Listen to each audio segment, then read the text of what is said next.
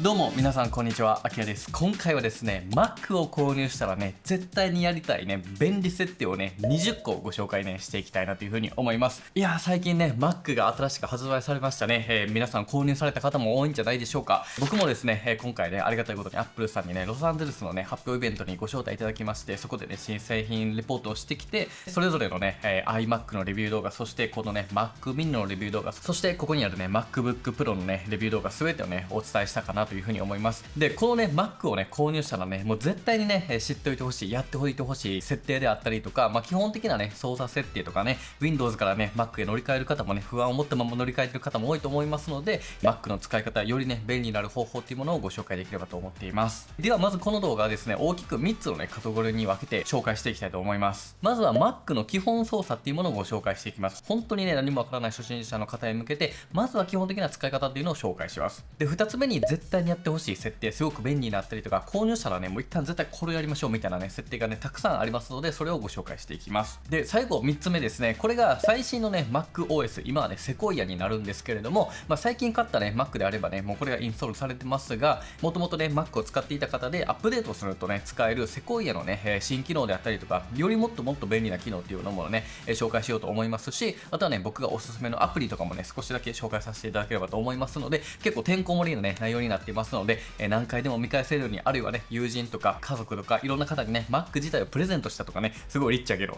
はい、そういった方とかにもシェアできるようにですね、ぜひね共有だったりとかいいねで保存しておいてもらえたらね、後からでも見返せると思いますので、ぜひね保存して見返していただければと思います。ではですねまず基本的な操作からいきたいんですけど、まずは基本的なショートカットから見ていきましょう。このような写真であったりとか素材とかをコピー&ペーストするやり方になるんですが、 Mac の場合はコントロールがコマンドになるんですよね。なので Windows だとコントロール C でコピー、コントロール V でペーストだったのに対して Mac はコマンド C でコピー、コマンド V でペーストといった形になります。なのでこうやって複製をねしていくといった形になります。そしてこれはねテキストも同じようにこれをねコピーしてそのまま V で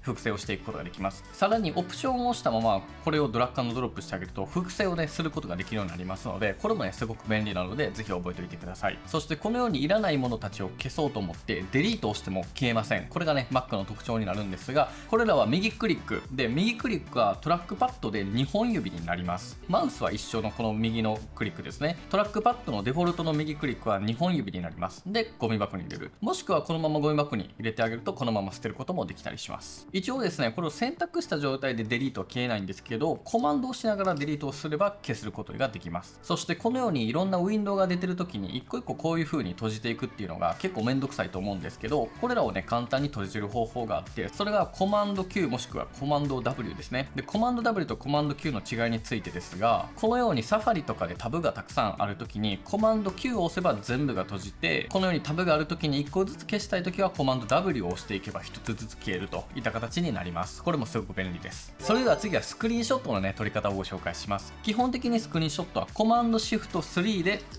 一覧のここのページ全体をスクリーンショットで撮影をすることができますと。でコマンドシフト4ですね、これで枠を囲ってスクリーンショットを撮ることができると、一定の特定の部分を撮ることができます。そしてコマンドシフト5番を押してあげると選択範囲などを選んで動画をね撮影することができます。今実際に僕撮ってるんですけれども、このままここのね収録を押してあげると動画をね撮影がスタートするといった形になっています。選択したウィンドウを取り込むにしてあげると、この選択したウィンドウのスクショをね撮ることもできたりします。なので、これで撮ってあげるとすごくですねこのようにウィンドウだけをね綺麗に撮ったりすることもできますので、このやり方もすごくおすすめです。でさらにその他にもコマンドシフト5で出してあげて、ここからオプションでですね保存先を選ぶこともできます。今このようにスクリーンショットをねいっぱい撮ってるとデスクトップにブワーって溜まってきたんですが、これらをその他のね場所に埋めていくこともできたりしますので、自分がね好きなフォルダに入れたいところに入れてあげるといった形でまとめてねスクリーンショットを保管しておくってこともできたりしますので、よかったらこれもねやってみてください。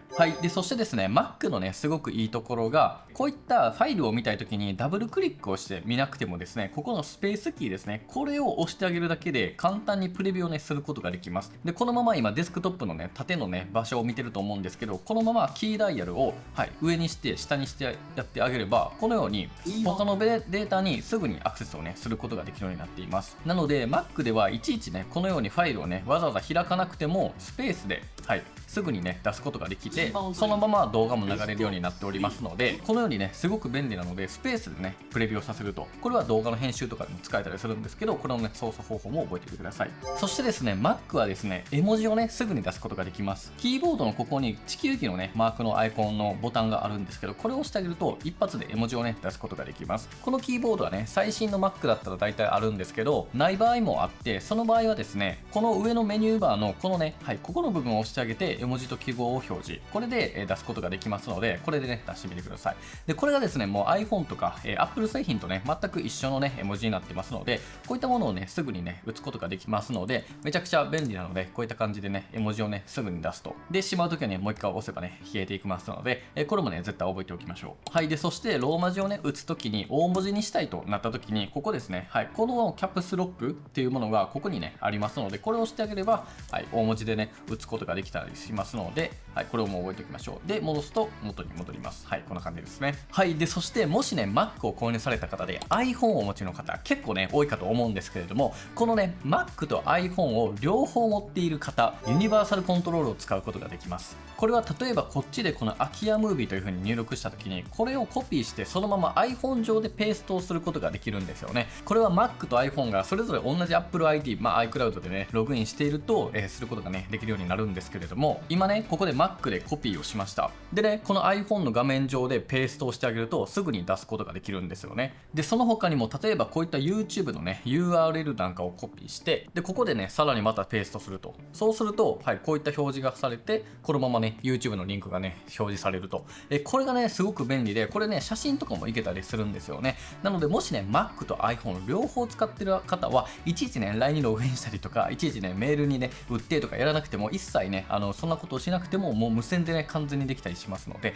これがめちゃくちゃ便利なので、ぜひ知っといてください。というわけで Mac はねこんな感じの使い方ができたりするので、ぜひねよかったら覚えておいてください。ではここからはですね初期設定ですね。もう絶対にね覚えておいてほしい設定とか、もう買ったら絶対これやってほしい設定とかねたくさんあったりしますので、それをね今から解説したいと思います。じゃあまずはね操作系のね設定からいきたいと思います。今からね一緒に操作をしていくにあたって、これをね設定をしておくとねまずは便利になってくるので、その辺をね紹介していきます。ではまずはシステム設定をね出してください。でここからトラックパッドですね。でここの軌跡の速さっていうのがあるんですけど、これをね変えてあげると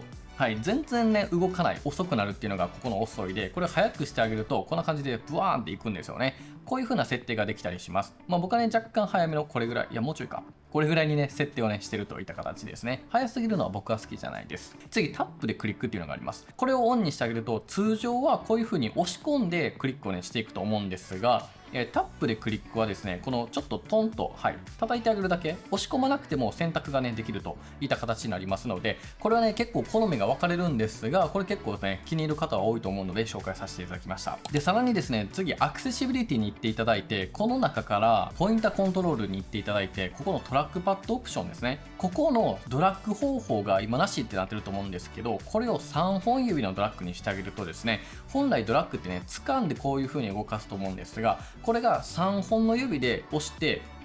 持っていくことができるんですよね。これすごく便利なので、こういう風にね、3本指でもできたりしますので、全然ねこれでもできるんですけれども、こういったね方法もできたりします。でさらにですね、こういったねカーソルのね細かな設定も可能なんですけど、それがですねアクセシビリティの中からディスプレイですね、ここに行ってあげて、で下に行くとポインターっていうのがあるんですね。でこのカーソルのサイズっていうのを実は変えることができます。これぐらい大きくすることもできるし、小さくすることもできますと。さらに塗りつぶしのねカラーを変更することができるので、ポインターのねカーソルの色っていうのはね実は変更をねさせることができます。でマウスポインターをシェイクして見つけるっていうのがあるんですが、これねカーソルを振ると実は大きくなるんですよね。なのでどこにねカーソルがいったかわからなくなったら、ちょっとね振ってあげてください。そうするとね大きくなってどこにあるかっていうのが一瞬でねわかるかと思います。で他にもですね、次キーボードのね設定に行ってください。ここの中にキーのリピート速度とか入力認識までの時間っていうのが、これ遅い速いがあるんですが、これをね早いにしておくと、例えば連打した時にこういう風にねブワーって速くなるんですよね。ね。なのでちょっと打つときにね、結構消すときも楽だったりするので、これね、早いにしとくといいかなと思います。で、キーボードのね、輝度、実はね、ここ Mac のね、キーボードの輝度ってね、光ってるんですけれども、ちょっとすごく分かりにくいと思うんですが、ここの輝度とかも調節することもできます。はい。で、次がね、Mac の名称ですね。このね、自分が購入した Mac の名前をね、変更することができるんですが、これは一般の中から情報に行きます。はい。で、ここにね、MacBook Pro、今これ14インチのものなんですが、このコンピューター名っていうのがあるんですけど、ここのね、名前を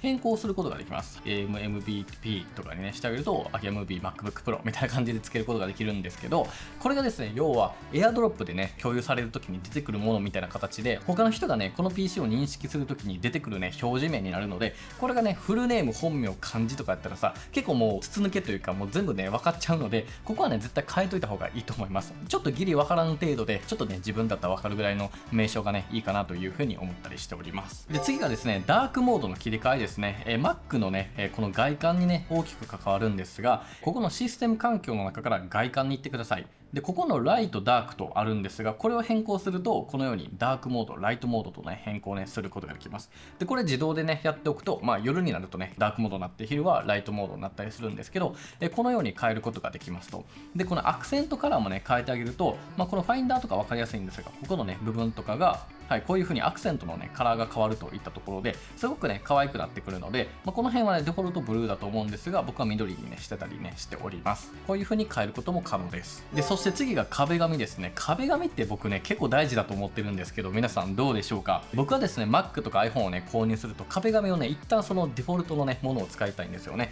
基本的にここからね、選ぶことができますと。で、いろいろとあるんですが、デフォルトのものはここのピクチャーの欄に入っています。これだったら iMac のね、画面とかだったりするし、今この MacBook Pro っていうのはこのね、デフォルトの画面ですよね。で、今までのね、過去のね、例えばスタジオディスプレイとかだったらこんなんとかあったりするしっていうので、結構ね、昔のね、ものとかっていうのはここから選べたりもするといった形なんですね。で、その他にもね、以前からのね、OS のアップデートで、このね、風景とかこういったところにある、ちょっとね、動いたような、画像をね、出すこともできたりするんですよね。やりたいものはね、ちょっとこういう風にダウンロードをする必要があるんですけど、で、これを一旦ね、皆さん、このままリンゴマークを押して、ロック画面を押してください。そうすると、今、ロック画面になったと思うんですけど、わずかに動画が動いていますよね。なので、こういう風な形で、ちょっとね、動画を動くようなスクリーンセーバーのようなものが、設定がね、できたりするようになってますので、こういうのもね、選んであげるといいんじゃないかなという風に思います。で、他にもね、ダイナミックの壁紙とかに行けば、こういう風にね、ここにもね、過去の Mac のね、ものがあったりしますので、この辺からね、選んであげるっていうのもいいと思います。はい。で、その他にもですね、例えば自分がね、こういう風な写真を撮ったものがあった時に、これをね、こうデスクトップ背景にしたい場合は、このね、ピクチャーを右クリックして、その一番下のデスクトップピクチャーを設定をしてあげることによって、はい、自分でね、撮った写真っていうのをデスクトップのね、背景にすることもできたりします。これ実際にね、僕去年撮った冬のね、写真なんですけど、すごくね、いい感じですよね。で、そして次がですね、デスクトップとドックの位置ですね。このね、ドック、こういったものがあるんですが、これのね、位置とか場所っていうのをね、変更させることができます。システム設定の中のデスクとドックのところに行っていただいて、ここの画面上の位置っていうのを左であったりとか、右とか下とか、いろいろと変更ね、させることができます。で、さらにですね、ドックのサイズも変更がね、可能になっていますし、ここの拡大っていうところをね、やってあげると、ちょっとカーソルを合わせた時にすごい拡大してくれるんですよね。これがないとこんな感じで何もならないんですが、拡大をさせると、はい、すぐ見やすくなるので、アクセスがね、非常に簡単になります。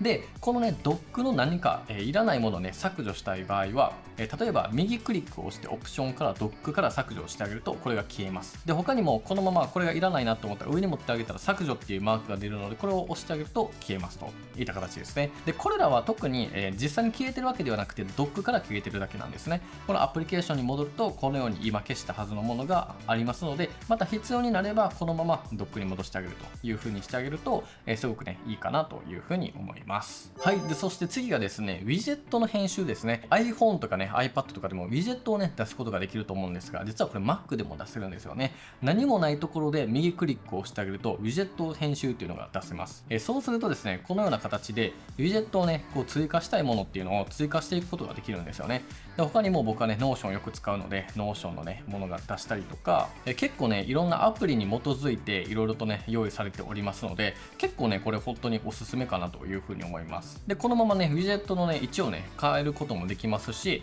でいらないなと思ったらこのウィジェットを削除みたいな形ですぐにできたりしますので、こういう風にね簡単にウィジェットを出すこともできるので、これもねすごく便利です。はい、で次はですねここの上のメニューバー関連になるんですが、バッテリーのね残量設定ですね。今僕これ見えてるんですが、これも実はね設定が必要です。システム設定の中からコントロールセンターに行きます。でここのバッテリーの中のメニューバーに表示っていうところで表示をさした上で割合ですねパーセントを表示と、これをすると実際のバッテリーが今何パーセントかっていうのがすぐにね見えるようになります。で基本的にコントロールセンターに必要なものはねここで出すことができるようになります。なのでですね、例えばアクセシビリティのねものをすぐアクセスしたいってなったらここに出すこともできるし、ミュージック、シャザムとかをねメニューバーに出しておきたかったら、ここにね出すことができたりするといった形ですごく楽なので、これ必要なものはね設定をしておくといいんじゃないかなと思います。特にシャザムなんかはねこのようにすぐにねミュージックを認識させれば今聞こえてる音楽っていうのをね一瞬で出すことができたりしますので、こういうのも覚えておくといいと思います。はい、でそしてですねこの画面のスリープのタイミングをね決めることもできるんですよね。これもシステム設定のロック画面に行っていただいて、これですね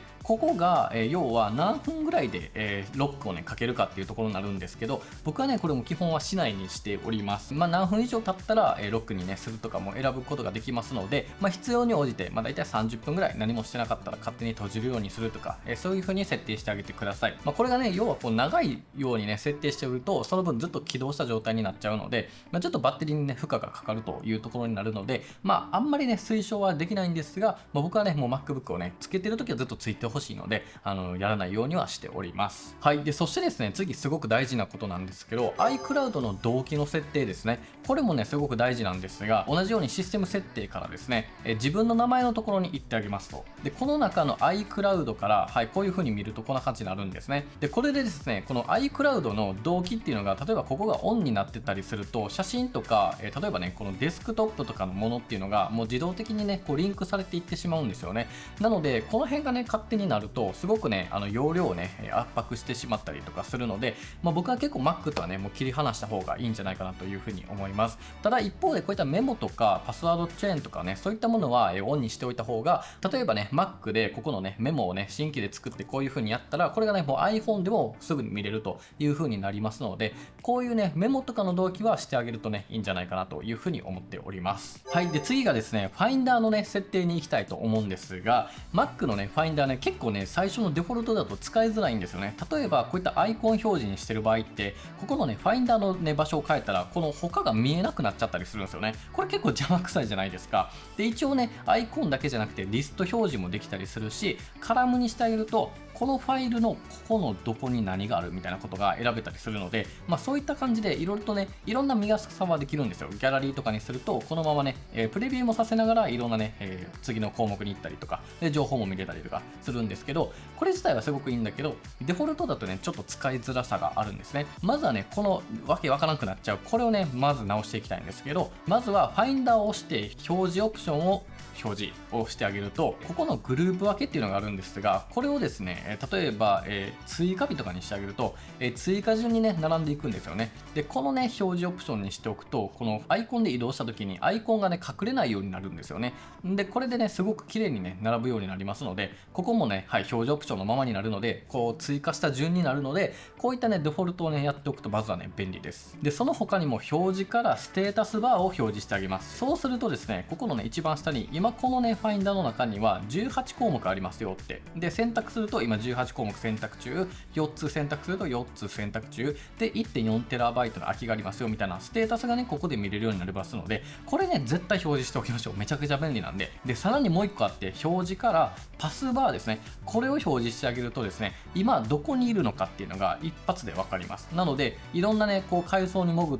てなった時にデスクトップに戻りたいってなったらこういう風に飛んでいかなくてもここだなと思って押してあげればこういう風に戻ることができたりするんですよね。でさらに迷い込んだ果てにこれをね、じゃあこのねデータをここに持っていきたいとなればこういう風にやるとデスクトップにね戻ってくるみたいな形になったりするので、このねステータスとかパスバーっていうのはね絶対出しておいた方が便利なので、もうこれはねもうみんな一体ね表示させておきましょう。はい、だいぶとねいろいろと使いこなしてきましたね。まだまだありますよ。もっともっと便利になっていくんですけど、次はですねホットコーナーですね。はい、これねすごくいいんですけど、デスクトップとドックですね。はい、この中にホットコーナーというものが一番下ら辺にあります。これですね。これがねめちゃくちゃ良くて、今僕こんな感じでね割り当ててるんですが、要はデスクトップの4隅ですね。左上、右上、右下、左下にいろいろと割り当てることができます。これどういうことかというと、今右下にクイックメモがあるんですが、こういう風に持っていくと、はい、こういう風にね新規メモをね追加させることができるんですよね。なので何かあった時にもサクッとメモ開きたい時こうやってあげればすぐに出すことができますと。次左下に行くと、僕はねデスクトップに設定してるので、何かをね開いていたりしたとしても、こんな感じでいろいろとね開いていたとしてもデスクトップにね左下に行けばこんな感じですぐに行けて戻すっていうことができたりするので、このホットコーナーはめちゃくちゃおすすめです。で他にもこっちに行けばねスクリーンセーバーを開始させたりとかミッションコントロール出したりとか、結構いろいろとねいじることができますので、自分が好きな、当てたいねものにしてあげてください。で他にもねデスクトップ2個でね連チャンすることができますので、こんな感じで両方ともやるとかいったこともできたりします。はい、でそのままこのデスクトップについてさらにね紹介したいのが、 Mac っていうのはデスクトップを増やせるんですね。というのも今これ4本指で上に上げてください。そうするとこんな感じでデスクトップが1個出てくるんですけど、これをプラスをしてあげます。そうするとデスクトップ2が出てくるんですよね。でこれらを4本指でまたこんな感じでやってあげるとですね、仮想デスクが新たに増えます。でもっともっと追加できます。こんな感じでこれをねすることによって、はい、いろいろとデスクトップがあるんですが、例えば今これデスクトップ3なんですけど、デスクトップ3ではサファリを見て、デスクトップ2ではノーションを開いて、デスクトップ1ではダヴィンチリゾルブを開いてみたいなことができるんですけど、このようにそれぞれのデスクトップでそれぞれのね開きたいものを割り当てることができますので、これがねできることによって、他のねアプリを介入させずに、もうこれはここ、ここはここ、メールは次のページみたいなね形で分けることができたりするので、これね非常にいいんですよね。で一応ですね、例えば今ねここのページでサファリがね出てるんですけど、ここのねデスクトップ1でねサファリを開くとすると、元のねここのデスクトップ3に戻ってるんですよね。これらが要はそこでしか開けなくなるんですけど、逆に全デスクトップで開いてほしい場面もあると思うんですよ、ものによっては。それが例えばファインダーの場合ですね。ファインダーだけはどのデスクトップでも開きたいってなったら、これを右クリックしてオプションから全てのデスクトップにしてあげるとですね、こんな感じでデスクトップ間をね移動しても、この同じねこのファインダーっていうのはここにあったままなんですよね。このように、使いたいねウィンドウというか、アプリケーションっていうのはこれをね全てにしておくことによって同じように開くことができたりしますので、特定の部分だけその、ね、場所にしてあげるといった形ができるので、このようにデスクトップっていうのはね結構いろんな使い方がねできたりします。はい、というわけで次がですね画面拡大機能になるんですけれども、これもねちょっと覚えておいてほしいんですね。これもシステム設定の中からアクセシビリティですね。でこの中のズーム機能でスクロールとジェスチャーですね。でここのね部分を例えば何でもいいんですけどコントロールにしておいてください。でそうすることによって、コントロールキーですね。今だったらこれで、他にもねオプションでもコマンドでもいいんですが、一旦コントロールにするんですけど、そうしながら2本指でスクロールすると拡大をねすることができます。こんな感じで、はい、これねめちゃくちゃ便利なので、めっちゃ拡大ができますので、ちょっと見にくいなっていう時とかウェブページとかでもこんな感じでね見ることができますので、これめちゃくちゃ便利なんで、コントロールとか、コマンドはねちょっと押しがちなんで、僕はねコントロールにあえてしてますが、これもね知っておくとねめっちゃ拡大できてすごくね見やすいので、これはすごくおすすめです。はい、で次がですね音楽再生アプリの変更ですね。これはですねちょっとね Mac のね仕様が僕は好きじゃなくて、ぜひねこれおすすめしたいんですけど、例えばですねこういう風に素材をねプレビューしたいときはスペースを押せばねできると思うんですね。でこういう風に音楽も、こんな感じで再生はねできるんですよ、スペースを押せば。ただですね、例えばこの音楽を再生中に他のものを見たいってなった時にこれ移動させると、はい、変わってしまうんですよね。要はこの音楽を流しながら他のものを見たい時っていうのはプレイヤーにしておかなければいけないとってなった時に、これをダブルクリックを押せば基本はできるはずなんですけど、 Mac の場合はこのミュージックにね入っちゃうんですよね。でミュージックの中で流れてしまうっていうね、ここがね結構めんどくさくてアプリが立ち上がってしまうんですよ。しかもめっちゃでかいしっていうので、僕はすごく好きじゃなくて、これをですね変える方法があります。それがこのままコマンド I で、はい、こういう風に情報を出すことができるんですね。もしくは右クリック情報を見る。はい、でこういった情報を見ることができます。このアプリケーションで開くっていうこのデフォルトをですね、こういう風にクイックタイムプレイヤーとかにしてあげると、これでねダブルクリックを押せばクイックタイムプレイヤーでこのようにちっちゃなねミュージックプレイヤーとしてね表示することができるんですよね。なのでアプリがね立ち上がるとめちゃくちゃめんどくさいので、僕はですねこういう風にデフォルトでね変更させてあげております。はい、というわけで最後になるんですけれども、お気に入りのページをねドックに追加する方法をねご紹介しておきます。僕はね YouTube をねやってるんで、自分の YouTube チャンネルのね動画で結構アクセスをすることが多いんですよ。なのですごくねそこにアクセスをしやすいためにある工夫をしています。そしたらまずは自分ですぐにねアクセスをしたい URL を開いてください。僕だったらねこの自分のチャンネルを出すんですが、これをですねこのまま URL を表示して、ここのねアイコンをこういう風にドラッグ&ドロップができるんですよ。そうするとねこんな感じで実はねウェブページっていうものを出すことができるんですよね。でこれをですねそのままエンターキーを押してあげれば、名前をね変えることができますし、このまま右クリックで名称変更でもできるんですけど、これをね例えば秋山 YouTube とかにしてあげて、さらにコマンド I で情報を見ます。ここでアイコンをね変更することができるんですよね。ちなみにこれ、情報を見るは右クリックからでもできます。で、このまま、例えばね、ネットとかでダウンロードをしてきたアイコンとかを拾ってきて、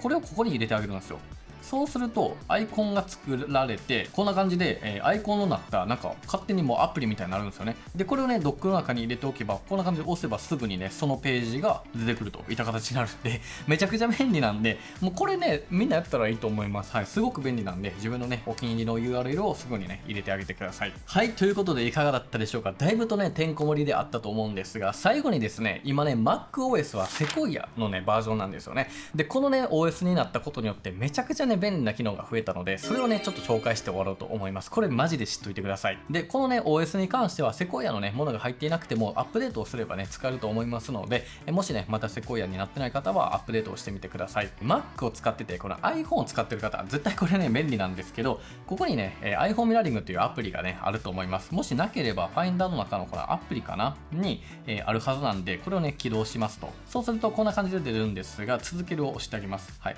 そうしてこのまま iPhone のロック画面をね解除してあげます。で iPhone からの通知を許可、僕はちょっと許可していないんですが、はい、でそうすると開始ができて、ですぐにね接続が始まります。そうするとですね、僕のね今自分のね iPhone の中にこんな感じで入ることができるんですよ。これやばくないですか？でそのままこういう風に、アプリとかもね全然いけちゃうんですよね。全然こうやって見ることもできるし、いいねとかもね押すことができます。これやばくないですか？でここを押せばねホームに戻ったりとか、でこのままテキストをね入力をすることもできるんですよ。なので LINE とかもね返すことができたりするし、インスタとか Twitter とかここからね打つこともできるんですよね。こんな感じでね iPhone の中に、ね、入り込んじゃうこともできたりするし、多分よくよくねこう画像のね伝送とかもねもうドラッグ&ドロップでもできるようになるみたいなんですが、こういったことがねできるようになっています。でちなみにねカメラ自体はね開けません。でこの iPhone が他の部屋にあってもねそんなに遠くなければ、PC から開けることができますので、すごくねこれ知っておくと便利になります。で他にもウィンドウのねタイル配置ができるようになりました。こういう何かしらのウィンドウを持ってちょっと左に持っていくとですね、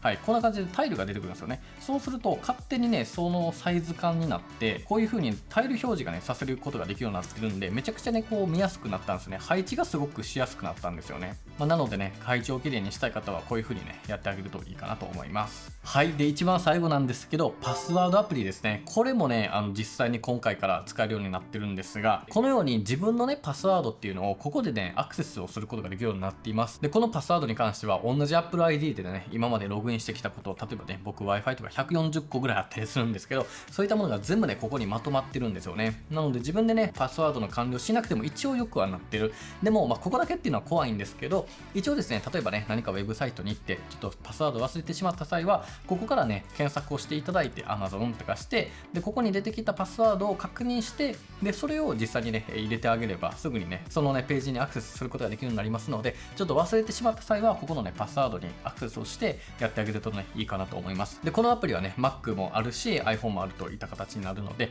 ぜひねパスワード忘れた方はこれでね読み起こしてください。はい、というわけで皆さんいかがだったでしょうか。結構なボリュームになったかなというふうに思うんですけれども、 Mac を購入したらもう絶対にねやってほしいねことをご紹介させていただきました。で今回紹介したものはねほとんどね、こういった MacBook だけじゃなくて iMac もそうだし、こういったね新しい新型の Mac mini とかねいろんな Mac でねできると思いますので、よかったらですね何度も見返せるように、今後ね Mac をね乗り換えた時にも使えるようにねグッドトボタンとかいいねでね、保存しておいていただければなというふうに思います。で、よかったらね、この動画自体をね、友達とか、家族とかいろんな人に紹介してあげてください。多分ね、ここまでね、設定できてる人あんまりいないと思いますので、ぜひよかったらね、この機会にね、みんなでこうしっかりと覚えて Mac ライフをね、快適にできればなというふうに思っております。というわけで皆さん最後までご視聴いただきまして本当にありがとうございました。同じようなシリーズで iPhone を購入したら設定したいものの動画であったりとか、Apple Watch をね、購入したらやりたい設定のね、動画とかも投稿しておりますので、このチャンネルをね、登録しておけばそういった動画をね、ちゃんと定期的にね、見れるようになると思いますので、よかったらね、チャンネル登録もぜひしていただければなというふうに思います。というわけで皆さん最後までご視聴いただきありがとうございました。ではまた次回の動画でお会いしましょう。バイバイ。